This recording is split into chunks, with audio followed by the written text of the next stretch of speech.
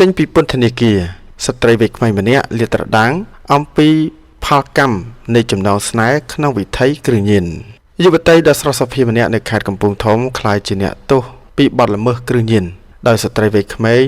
សម្បល់សខ្ពស់ស្ដើងរូបនេះមិនអល់អាចឡើយក្នុងការលាតត្រដាងអំពីរឿងរ៉ាវជីវិតដែលផុងខ្លួនសាងកំហុសចំពោះគ្រួសារនិងសង្គមជាតិដោយសារតែចំណងស្នេហ៍ជាមួយនឹងបុរសម្នាក់នៅរាជធានីភ្នំពេញរៀបរាប់ប្រាប់មន្ត្រីព័ត៌មាននៃក្រមអ្នកនាំពាក្យក្រសួងមហាផ្ទៃកាលពីថ្ងៃទី10ខែមីនាឆ្នាំ2025នៅក្នុងកិច្ចសម្ភាសន៍នៅបណ្ណាល័យពន្ធនាគាររាជធានីភ្នំពេញហៅកាត់ថាPZ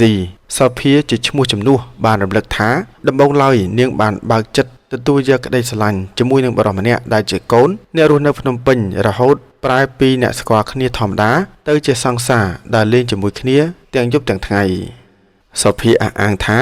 ពីដំបូងនៃចំណងស្នេហ៍នេះនាងពុំបានដឹងថាបុរសម្នាក់នោះជាអ្នកប្រើប្រាស់និងលក់គ្រឿងញៀនឡើយលុះស្រឡាញ់គ្នាបាន1ឆ្នាំក្នុងជីវិតដោយប្តីប្រពន្ធទើបនាងដឹងរឿងមួយនេះបន្ទាប់ពីដឹងរឿងសង្សារជាអ្នកលក់គ្រឿងញៀនដោយក្តីស្រឡាញ់រូបនាងក៏ព្យាយាមលួងលោមនិងណែនាំឲ្យបញ្ឈប់សកម្មភាពនេះដែរក៏ប៉ុន្តែការព្យាយាមនោះបានបរាជ័យ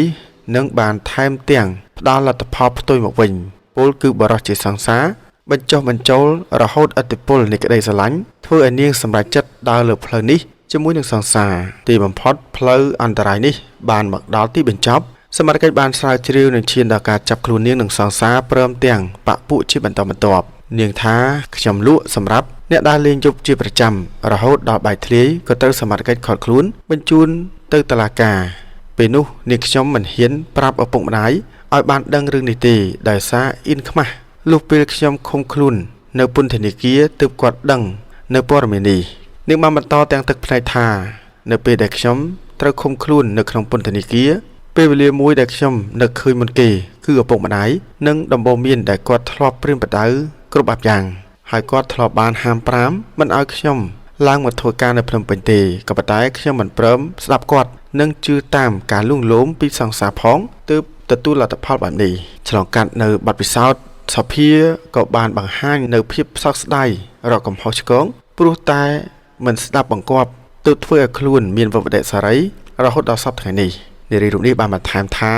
ក្រោយឃុំខ្លួននៅក្នុងពន្ធនាគារមួយរយៈនិងទទួលការណែនាំអំពីមន្ត្រីពន្ធនាគារនៅដំបូន្មានល្អៗនេះខ្ញុំមានការភ្ញាក់រលឹកនិងបានផ្លាស់ប្ដូរគំនិតហើយខ្ញុំសូមបដិញ្ញាថានៅពេលដែលចាក់ចេញពីពន្ធនាគារខ្ញុំសន្យាថានឹងធ្វើជាពលរដ្ឋល្អកូនល្អស្ដាប់បង្គាប់ឪពុកម្ដាយថែរក្សាកិត្តិយសគ្រួសារមិនឲ្យរឿងនេះកើតឡើងជាលើកទី2ឡើយ